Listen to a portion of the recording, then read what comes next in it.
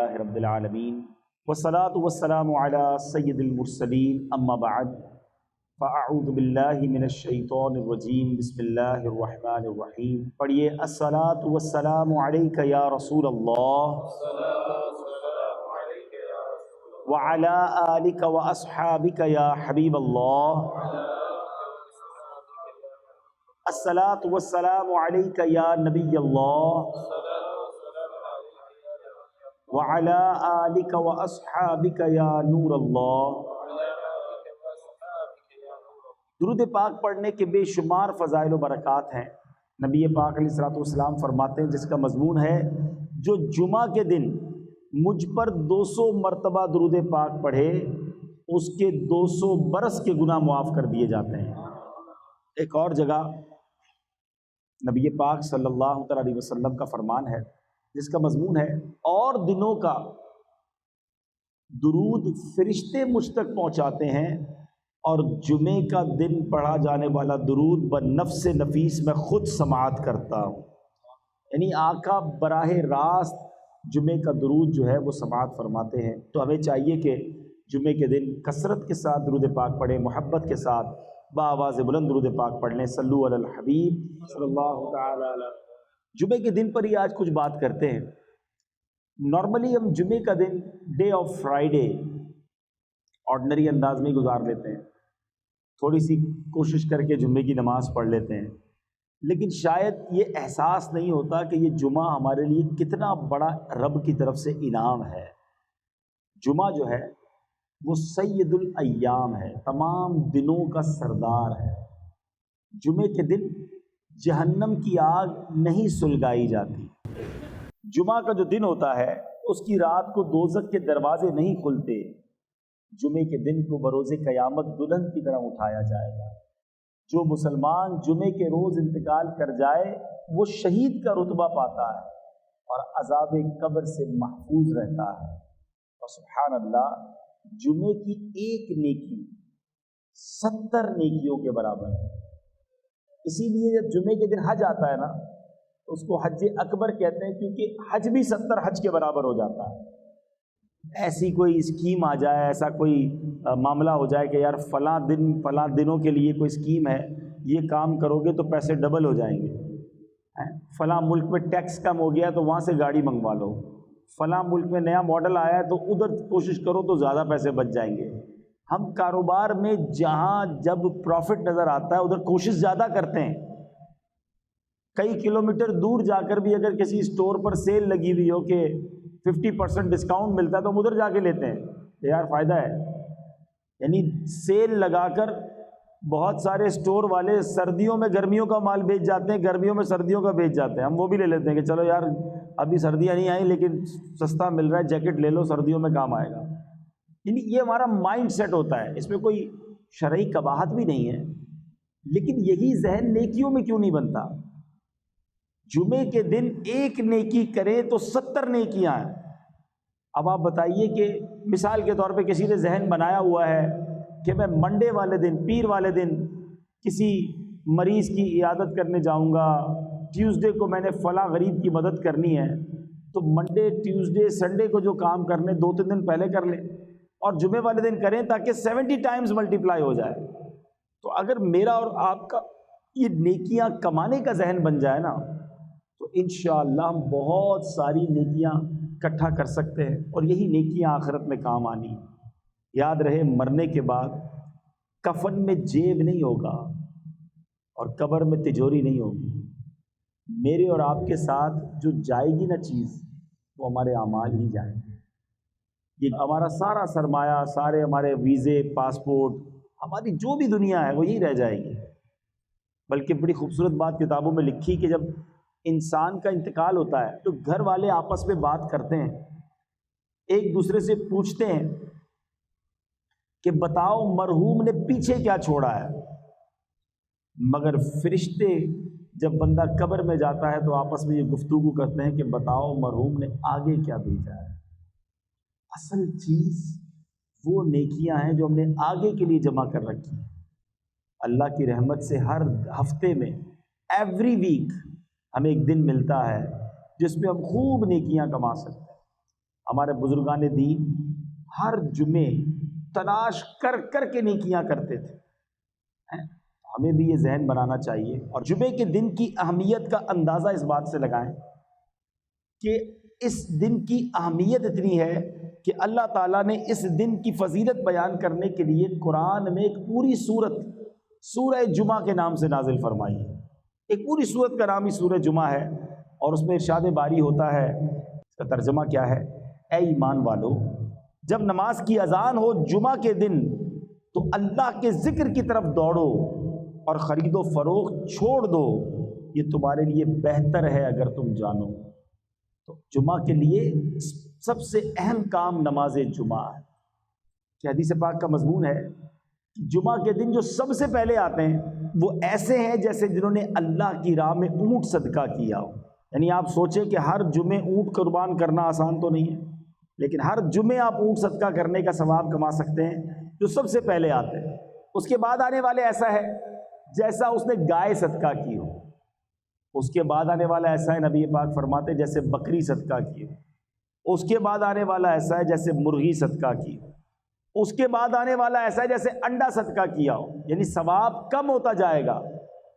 تو ہمیں کیا کرنا چاہیے کہ کام کاج چھوڑ کر اہتمام کے ساتھ جمعے کے دن جلدی مسجد میں آ جائیں. اور ماشاءاللہ اس سے ایک اور فائدہ یہ بھی ہوگا کہ جو بیان ہو رہا ہوگا وہ بھی سننے کو ملے گا, علم دین بھی ملے گا, اور راہ خدا میں اونٹ صدقہ کرنے کا ثواب بھی مل جائے گا. تو جمعے کے دن کی تیاری ہونی چاہیے. اچھا, اسی طرح جمعے کے دن جہاں نیکیاں 70 بار ملٹیپلائی ہو جاتی ہیں نا, اور یہ اللہ کی شان ہے کہ اس دن کا مرتبہ بہت بڑا ہے, تو پھر گناہ بھی ملٹیپلائی بائی 70 ہو جاتا ہے. جمعے کے دن گناہ سے بچنا ہے. عام دنوں میں بھی بچنا ہے مگر جمعے کے دن زیادہ بچنا ہے. یعنی مثال کے طور پہ اگر کوئی شخص رمضان میں گناہ کرتا ہے تو ہم کیا کہتے ہیں, یار رمضان کے مہینے میں گناہ کر رہے ہو, یہ تو نیکیاں کمانے کا مہینہ ہے.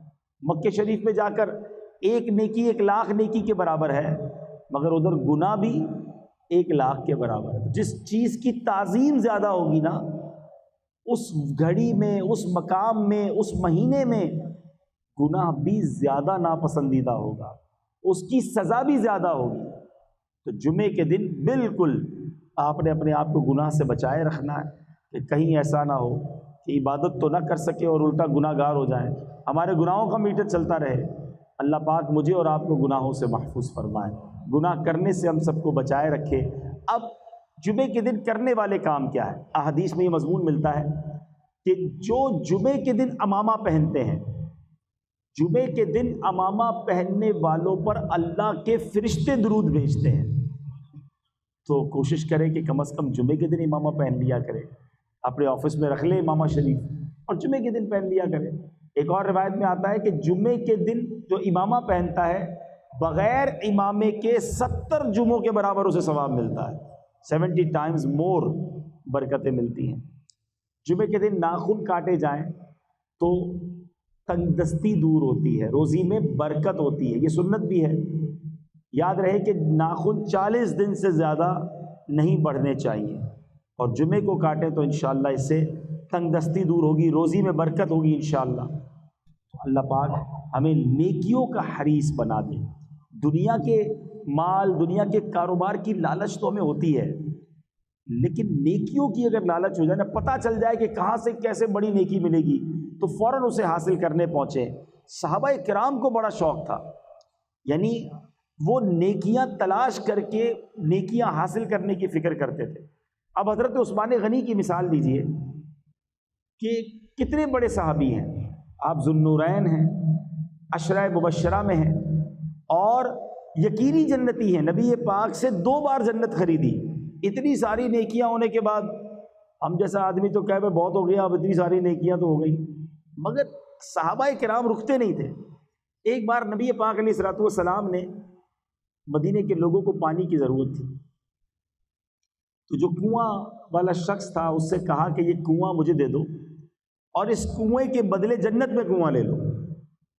وہ شخص کہتا ہے حضور میرا یہی کاروبار ہے, میرا کام چلتا ہی اسی سے ہے, میں اسی پانی کو بیچ کر گھر والوں کا معاملہ کرتا ہوں. تو اس نے آفر کو قبول نہیں کیا. کسی طرح یہ خبر حضرت عثمان غنی کو پہنچ گئی. حضرت عثمان غنی نبی پاک علیہ الصلوۃ والسلام کی بارگاہ میں عرض کرتے ہیں کہ حضور وہ آفر میرے لیے بھی ہے، اگر میں وہ کنواں خرید کر مسلمانوں کے لیے وقف کر دوں تو کیا میرے لیے بھی جنت ہے، جنتی کنواں ملے گا؟ نبی پاک نے فرمایا اے عثمان یہ آفر یہ تمہارے لیے بھی ہے۔ حضرت عثمان نے وہ کنواں جس قیمت میں اس نے دیا خریدا اور مسلمانوں کے لیے وقف کر دیا۔ تو پتہ چلا کہ صحابہ کرام کو موقع ملتا، چانس ملتا کہ ادھر نیکی ہو سکتی ہے، وہ فوراً وہ نیکی کرنے کی کوشش کرتے تھے۔ ہم کاروبار کے لیے تو واقعی اتنے جس کو کہیں کہ ایگریسو ہیں کہ جیسے ہی موقع ملے کہ یہ کام کر لو ہم کر لیتے، اس ملک میں پہنچ جاؤ۔ اب دیکھیں نا اتنے سارے پاکستانی یہاں پہنچ گئے، میں دنیا میں جدھر جاتا ہوں ایسے ایسے ممالک ہیں وہاں بھی لوگ پہنچے ہوئے، موقع ملا، چانس ملا، دنیا نظر آئی، پہنچ گئے۔ لیکن کیا بالکل اسی طرح ہم آخرت کے لیے نیکیوں کے لیے وقت نکالتے ہیں؟ بلکہ یہاں تو حال یہ ہے کہ 5 وقت نماز پڑھنے کے لیے وقت نہیں نکال پاتے۔ یہ درست نہیں ہے، یہ زندگی کا انداز اچھا نہیں ہے۔ مرنے کے بعد ہمارے اعمال ہی ہمارے کام آئیں گے۔ اور آج میں یہ چاہ رہا تھا کہ چونکہ جمعے پر ہی بات ہو رہی ہے تو آج جمعے کے خطبے پر بھی کچھ بات کی جائے۔ جمعہ کے خطبے میں ہم ایک اعلان بار بار سنتے ہیں، الا لا ایمان لمن لا محبت له۔ کبھی میں آپ کو مشورہ بھی دوں گا کہ بچپن سے جمعے کا خطبہ ہم سن رہے ہیں، کئیوں کو تو یاد بھی ہو گیا ہوگا، مگر اس کا ترجمہ بھی تو کبھی پڑھ لیں کہ امام صاحب ہر جمعے خطبہ دیتے ہیں، اس میں کہتے کیا ہیں، فرماتے کیا ہیں، سناتے کیا ہیں۔ سنو اس کا مطلب کیا ہے، الا لا ایمان لمن لا محبت له، سن لو اس کا ایمان نہیں ہے جس کے دل میں نبی پاک کی محبت نہیں ہے۔ عشق رسول کے بغیر ایمان کمپلیٹ نہیں ہے۔ محمد کی محبت دین حق کی شرط اول ہے، اسی میں ہو اگر خامی تو سب کچھ نامکمل ہے۔ تو محبت رسول یہ ہمارے ایمان کی جان ہے۔ مگر اب سوال یہ ہے کہ محبت ہونی کتنی چاہیے؟ محبت تو بہت ساروں سے ہوتی ہے، ماں باپ سے بھی ہوتی ہے، بھائی بہنوں سے بھی ہوتی ہے، بچوں سے بھی ہوتی ہے، بچوں کی امی سے ہوتی ہے، دوستوں سے ہوتی ہے، کاروبار سے ہوتی ہے، تو پیارے آقا سے بھی ہوگی؟ نہیں جناب، کتنی ہونی چاہیے یہ بھی نبی پاک نے خود بیان کیا۔ بخاری شریف کی حدیث ہے، میرے آقا فرماتے ہیں لا یؤمن احدکم حتی اکون احب الیہ من والدہ وولدہ والناس اجمعین۔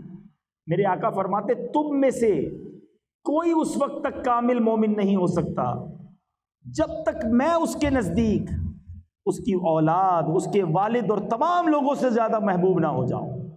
ٹاپ آف دا لسٹ، سب سے زیادہ نبی پاک سے محبت کرنی ہے، اور یہ ایمان کا تقاضا ہے۔ تم میں سے کوئی اس وقت تک کامل مومن نہیں ہو سکتا۔ تو یہ میلاد کا مہینہ پیارے آقا سے کنیکشن مزید مضبوط کرنے کا مہینہ ہے۔ لیکن اب سوال یہ ہے کہ ہم ہو سکتا ہے سارے لوگ کہیں کہ بھائی ہمیں بھی نبی پاک سے سب سے زیادہ محبت ہے۔ اگر یہ بات آپ کہتے ہیں، یہ دعویٰ آپ کرتے ہیں، تو دلیل ہے کہ نہیں؟ کیونکہ صرف زبانی کہنے سے تو نہیں ہوگا نا۔ اگر واقعی کسی کو نبی پاک سے سب چیزوں سے زیادہ محبت ہے تو پھر پیارے آقا کی سنتوں پر عمل کہاں ہے؟ نبی پاک فرماتے جس نے میری سنت سے محبت کی اس نے مجھ سے محبت کی، اور جس نے مجھ سے محبت کی وہ میرے ساتھ جنت میں جائے گا۔ تو سنت کی اہمیت کتنی زیادہ ہے، اس کو میں آپ کو دنیاوی مثال کے ذریعے سمجھاؤں کہ اگر کوئی بیٹا آپ کو ملے، کوئی بچہ ملے، اور وہ آپ کو کہے میں اپنے والد صاحب سے بڑی محبت کرتا ہوں، میں اپنے والد صاحب کا دیوانہ ہوں، اپنے والد صاحب پر میری جان قربان۔ آپ کہیں یار کمال ہے، ماشاءاللہ اپنے ابو سے کتنی محبت کرتا ہے۔ تھوڑے دنوں بعد اس کے والد صاحب سے ملاقات ہو اور آپ والد صاحب سے کہیں کہ آپ کا بیٹا آپ سے بڑی محبت کرتا ہے، آپ کی بڑی رسپیکٹ کرتا ہے، تو والد صاحب کہے ایک نمبر کا جھوٹا ہے، میری تو ایک بھی بات نہیں مانتا۔ تو آپ کیا کہیں گے؟ یار کمال ہے، میرے سامنے تو اتنی باتیں کر رہا تھا کہ ابو میرا سب کچھ، میرے والد ہیں اور میری جان میرے والد پر قربان، والد کہہ رہا ہے میری ایک بات نہیں مانتا۔ تو آپ کیا کہیں گے کہ جھوٹا دعویٰ تھا۔ اب اپنے بارے میں ہم سارے چیک کریں، ایک طرف تو ہمارا دعویٰ یہ ہے کہ نبی پاک پر ہماری جانیں قربان، ہم پیارے آقا کے بڑے عاشق ہیں، تو یہ عشق رسول نظر کیوں نہیں آتا؟ نہ چہرے پہ نظر آتا ہے، نہ لباس میں نظر آتا ہے، نہ باتوں میں نظر آتا ہے، نہ کاروبار میں نظر آتا ہے۔ کیا نبی پاک کا عاشق جھوٹ بول سکتا ہے؟ کیا نبی پاک کا امتی کسی کو دھوکہ دے سکتا ہے؟ نبی پاک فرمائے من غش فلیس منا، دھوکہ دینے والا ہم میں سے نہیں۔ پھر کیسا عشق رسول ہے کہ مسلمان بھی کہلاتا ہے دھوکہ بھی دیتا ہے، مسلمان بھی کہلاتا ہے گندی بری باتیں بھی کرتا ہے، مسلمان بھی کہلاتا ہے حرام بھی کماتا ہے، اپنے آپ کو نبی پاک کا عاشق بھی کہتا ہے اور بے حیائی کے کام بھی کرتا ہے، شرابی دوست بنائے ہوئے ہیں، معاذ اللہ خود بھی شراب کے اڈوں پہ جاتا ہے۔ تو خود سوچئے آپ کہ یہ عشق رسول نہیں ہے۔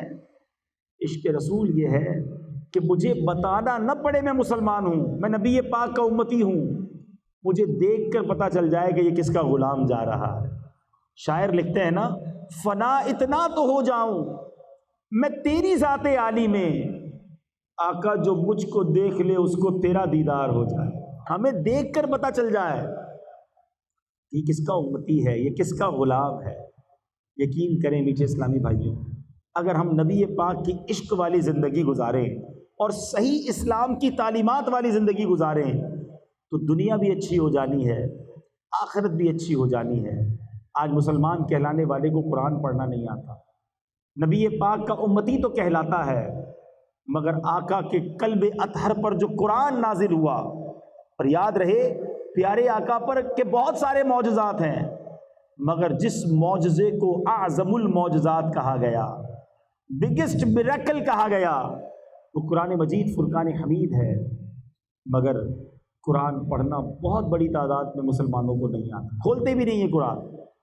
میں آپ سے اگر سوال کروں کہ آپ نے یہ بتائیے کہ فیس بک کب آن کیا تھا، آپ کہیں گے بھی مسجد میں آنے سے پہلے ہی آن کیا تھا۔ اچھا واٹس ایپ، وہ تو ہو سکتا ہے مسجد میں بھی چیک کیا ہوگا۔ تو کئی سافٹ ویئر ہم روزانہ کئی بار آن لائن کرتے ہیں، اور میں یہ پوچھوں کہ بتائیں قرآن کب کھولا تھا؟ جواب آئے گا پچھلے رمضانوں میں۔ اب کب آن لائن کریں گے؟ اگلے رمضانوں میں۔ ہم قرآن سے کتنا دور ہو گئے۔ اور ایک سچ بات بتاؤں، جب قبر میں جائیں گے نا، یہ سارے سافٹ ویئر آف لائن ہو جائیں گے، قرآن قبر میں بھی آن لائن ہو جائے گا۔ تو اس چیز کو تھامو نا جو قبر میں بھی کام آنی ہے۔ مگر قرآن سے ہم دور ہیں۔ کئی لوگ ملتے ہیں مجھے، کہتے ہیں سکون نہیں ملتا، دلی سکون چاہیے، کوئی وظیفہ بتائیں۔ کسی اور سے وظیفہ کیوں لیں، قرآن سے ہی معلوم کر لیتے ہیں۔ اے رب کے کلام ہمیں بتا کہ ہمیں دل کا سکون کہاں سے ملے گا۔ اللہ کریم قرآن میں فرماتا ہے، الا بذکر اللہ تطمئن القلوب، بے شک اللہ کے ذکر میں دلوں کا چین ہے۔ شراب پینے میں چین نہیں ہے، بے حیائی اور بدکاریوں میں سکون نہیں ملے گا، فلموں ڈراموں گانوں باجوں میں سکون نہیں ملے گا۔ اگر واقعی قلبی سکون چاہیے تو وہ اللہ کے ذکر میں ملے گا، اللہ کی یاد میں ملے گا۔ اللہ پاک ہم سب کو ساری زندگی پیارے آقا کی محبت میں گزارنا نصیب فرمائے، ان کی سنتوں پر عمل کر کے گزارنا نصیب فرمائے، ساری نمازیں پابندی سے پڑھنا نصیب فرمائے۔ آمین بجاہ النبی الامین صلی اللہ تعالی علیہ وسلم۔